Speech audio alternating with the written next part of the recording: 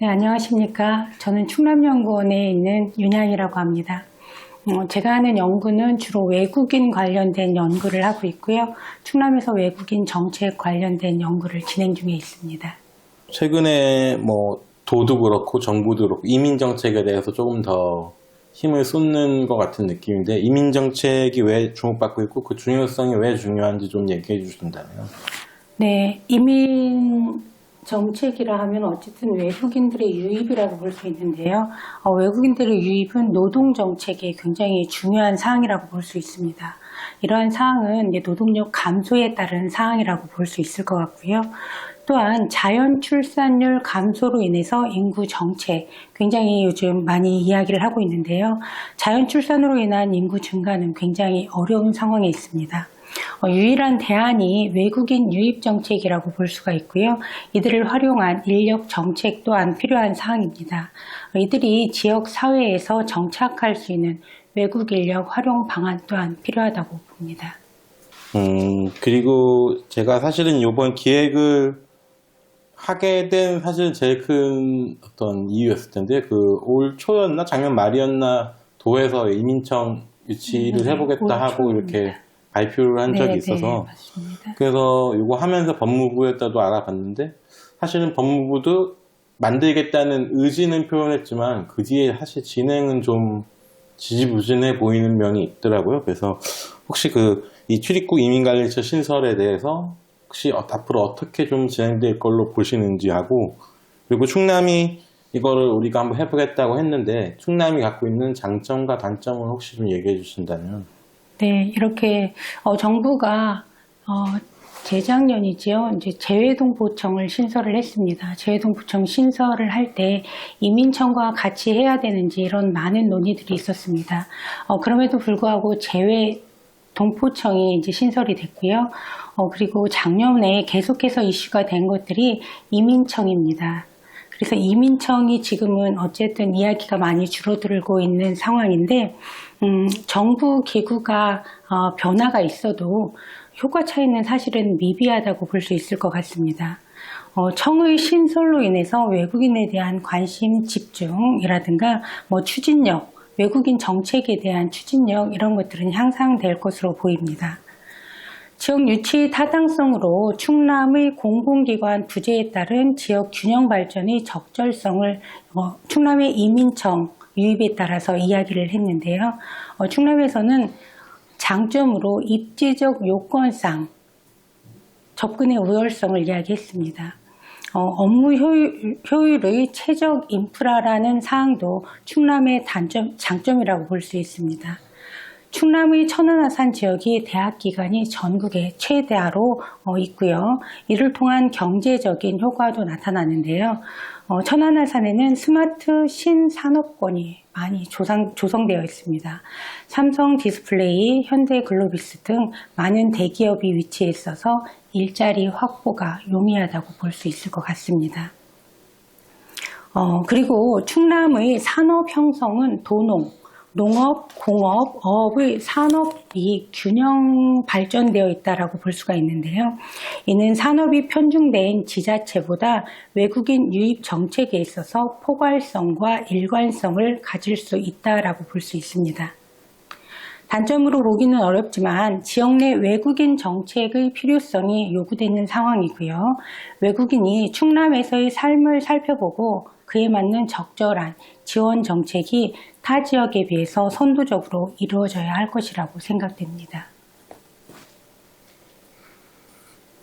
예, 도에서도 지금 이미 와 있는 어떤 외국인 주민들 그리고 또 새로 유입에 대한 이민 정책을 마련하고 또 10월 달에 조직 개편을 통해서 그걸 좀 강화하겠다는 의지를 보이긴 했는데 연구위원님 보실 때 지금 현재 도 이민 정책은 어느 정도 갖춰져 있고 혹시 그러고 보실 때 숙제로서 해결해야 될 숙제가 있다면 좀 꼽아주신다면. 네, 위에서 언급한 바와 같이 산업 형성이 고르게 넓어서 모든 분야에서 인력 부족 현상이 나타나고 있는 상황입니다. 충남의 현재 상황은 이로 인한 외국 인력 확보의 중요성은 상당히 크다라고 볼 수가 있습니다. 그래서 한 산업에 집중된 추진체계의 정책에는 어려움이 있습니다. 그래서 정책 수립 시에 외국인 수급 상황을 고려해서 산업의 적절한 분배를 하는 것이 굉장히 중요할 것 같고요. 앞서 말씀드린 바와 같이 충남에서는 타 지역에 비해서 조금 선도적으로 외국인 정책을 추진할 필요가 있다는 것을 강조하고 싶습니다.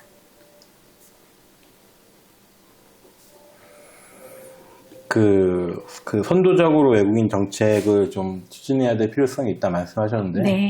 조금만 부연 좀 해주신다면 어떤 면을 말씀하시는 건지. 네, 충남은 외국 인력이 경기, 서울, 경남, 그리고 충남, 네 번째로 충남이 많은 지역에 있습니다.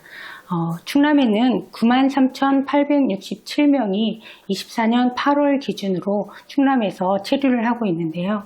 외국인의 이런 체류가 증가를 하고 있고, 또한 충남은 고려인의 유입도 상당히 많습니다. 경기도, 광주, 그리고 충남의 아산 지역에 고려인들이 상당히 많이 생활을 하고 있는데 이들에 대한 정책이 요구된다라고 볼 수 있을 것 같습니다.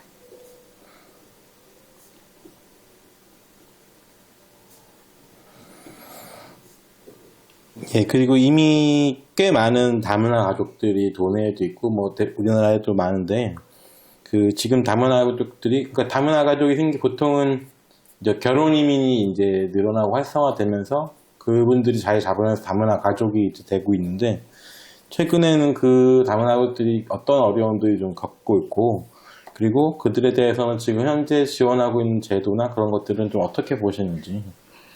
네, 우선 다문화 가정의 유형을 검토를 해봐야 되는데요. 결혼해서 온 사람들이 한국인과 같이 살고 있는 사람 다문화 가족이라고 볼 수 있습니다. 그런데 요즘에는 다문화 가족 중에서도 그들의 자녀가 본국에서 태어난 자녀의 중도 입국률이 상당히 높습니다. 그리고 이야기한 바와 같이 고려인들은 가족 단위로 이주를 하고 있고요. 고려인의 이주는 층이 조금 젊다라고 볼 수가 있습니다. 그래서 이들은 젊은 층이기 때문에 자녀와 함께 이주를 하고 이들이 학교 생활 함께 하고 있습니다. 그리고 다문화 가족, 국제 결혼으로 이루어진 다문화 가족의 자녀들은 국내 출생 자녀들은 언어에는 큰 어려움이 없는데 중도에 유입되는 이 중도 입국 자녀들은 한국어 부족으로 굉장히 많은 어려움이 발생을 하고 있습니다. 그래서 다문화 가족의 자녀에 대한 한국어 능력 저하에 대한 문제도 있을 것으로 보여지고요. 이들은 언어는 가능합니다. 어떤 언어가 가능하냐 하면 생활 언어는 굉장히 잘 하고 있지요. 또래 형성에 있어서도 대화 이런 것들은 하고 있는데 학습 능력 언어가 상당히 부족한 상황입니다. 학습 한국어 능력의 부족으로 인해서 학교에서 또래 관계의 형성이라던가 학습을 따라가지 못하는 이로 인해서 이들의 학교 밖 이탈률이 상당히 높아지고 있는 상황입니다.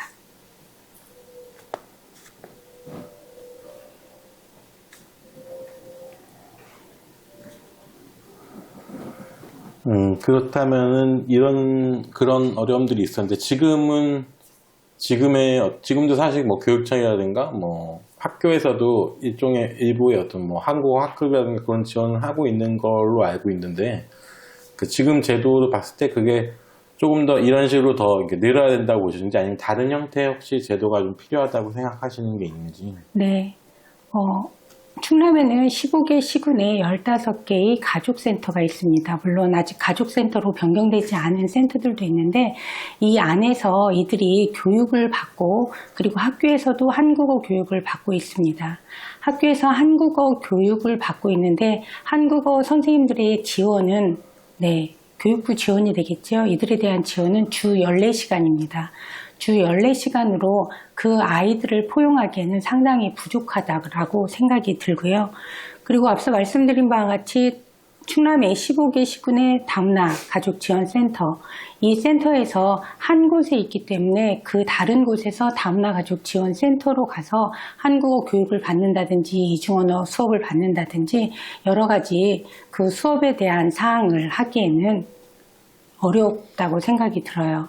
그래서 지역 안에서 조금 더 그 속속들이 들어가서 찾아가는 한국어 서비스도 진행은 하고 있지만 이것 또한 제한돼 있어서 이것에 대한 폭을 조금 넓히는 것이 어떨까 하는 생각이고요. 학교에 유입되는 학생들이 아까 말씀드린 바와 같이 생활 한국어는 가능하지만 학습 한국어에 대한 상당한 부족이 나타나고 있는데 이에 대한 교사 지원 또한 넓혀야 된다고 생각합니다.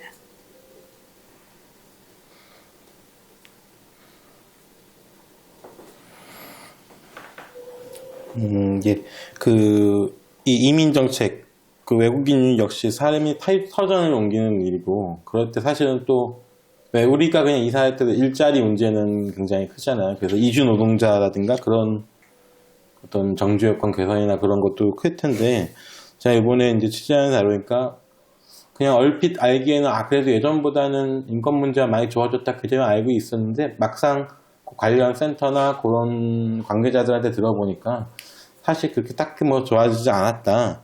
그런 얘기도 좀 하시더라고요. 연구위원님께서는 이런 거에 대한 정책 연구하시고 하면서 이런 사례들도 들으셨을 텐데 좀 어떤 의견 갖고 계신지.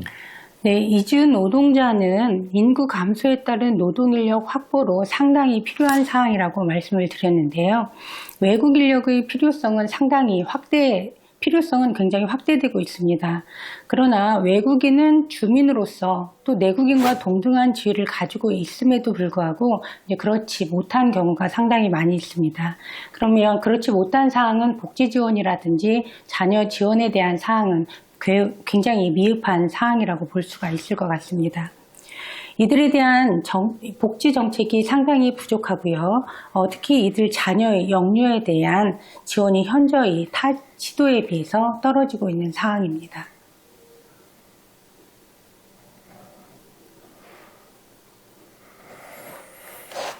예, 어떻게 보면 좀 연결되는 질문일 수도 있는데요. 그러니까 이번 취재하면서 좀 많이 듣기도 하고 느낀 게 지금 우리 정책 같은 게 외국인은 그러니까 일손 같은 이유로 필요하니까 잠깐 이렇게 있긴 하는데 오래 정착하게 하는 거에 대해서는 좀 힘든 제도적으로 그렇고 그런 현실이 있다. 그런 얘기를 좀 들었는데 혹시 이런 것들을 좀 개선하고 바꿔가려면 어떤 게 좀 필요하다고 생각하시는지. 네, 한국에서 지속적인 체류를 원하는 외국인은 상당히 많이 증가를 하고 있습니다. 그에 따라서 정부도 외국인의 지속 정착을 위한 노력을 많이 시키기 위해서 외국인의 신규 체류 자격을 만들어서 이들이 지역 안에서 정착할 수 있는 사항을 위한 노력을 하고 있습니다. 작년에 새로 만들어진 비자도 있지요. 이제 FTR이라고 지역 투가 비자입니다. 이들이 지역 안에서 생활할 수 있는 그리고 그들의 가족 또한 동반해서 살 수 있는 이런 비자를 만들었고요. 그리고 작년에 K포인트 274라는 숙련 기능 인력을 대폭 확대했습니다. 3만 5천 명으로 확대를 해서 제가 살펴보니까 이들의 그 체류 비율이 2023년에 비해서 올해 24년 8월 기준으로 60%가 넘는 것으로 보여졌습니다. 그러면 이들이 이렇게 체류 자격을 변경을 하면서 한국에서 계속 생활을 하려고 하고 그리고 체류 자격을 변경하면서 이들은 가족 동반이 가능한 이런 것들이 허용되게 됩니다. 이에 따라서 가족 동반이 허용되는 비자로 변경해서 이들이 계속해서 살아가기를 원하기 때문에 가족에 대한 지원이 또한 필요하다라고 볼 수가 있을 것 같습니다. 정부의 노력과 지자체의 노력이 함께 필요가 될 것 같고요. 또 정착하려는 외국인의 노력 또한 필요할 거라고 보여집니다. 이들이 체류 자격을 변경을 하기 위한 조건은 기본 한국에서 4년 이상 체류를 해야 되고요. 그리고 또 이들의 한국어 능력이 검증이 돼야 되는데 언어가 되지 않는 외국인들도 상당히 많이 있습니다. 이들에 대한 노력, 정부와 지자체 그리고 외국인의 노력도 필요하다고 생각됩니다. 예, 사실 뭐 이런 제도적인 거라든가 뭐 지원이든 아니면은 들어올 수 있는 방법이든 그런 제도적인 마련도 사실 중요하지만 우리가 사실 외국인들이 와서 정말로 살 수 있으려면은 어떻게 보면 원래 우리 국민들이 이들을 받아들일 수 있는 게 가장 또 사실 중요하잖아요. 이웃이 돼야 되고. 그런데 뭐 예전에 비해서는 뭐 단일 민족 그런 얘기가 많이 없었지만 어쨌든 간에 그런 것들을 가지고 있는 국민인데 혹시 이 외국인을 조금 더 자연스럽게 받아들일 수 있게 혹시 일종의 어떤 인식 개선 그런 것들을 위해서는 좀 어떤 게 필요할지 좀 얘기해 주신다면. 네, 주말에 시장에 가면 많은 외국인을 볼 수가 있습니다. 지역 경제에 외국인의 역할이 상당히 크다라고 볼 수가 있는데요. 이렇듯 이렇게 외국인이 우리와 더불어 살아가고 있지만 이들을 바라보는 시선은 아직도 이주민, 외국인으로 바라보고 있는 것 같습니다. 국민도 헌법상 민족 개념이 다르다고 합니다. 이들을 이주민으로 바라보기보다는 함께 어우러져 살아가는 이웃으로 바라보는 것이 더 낫지 않나 하는 생각이 듭니다.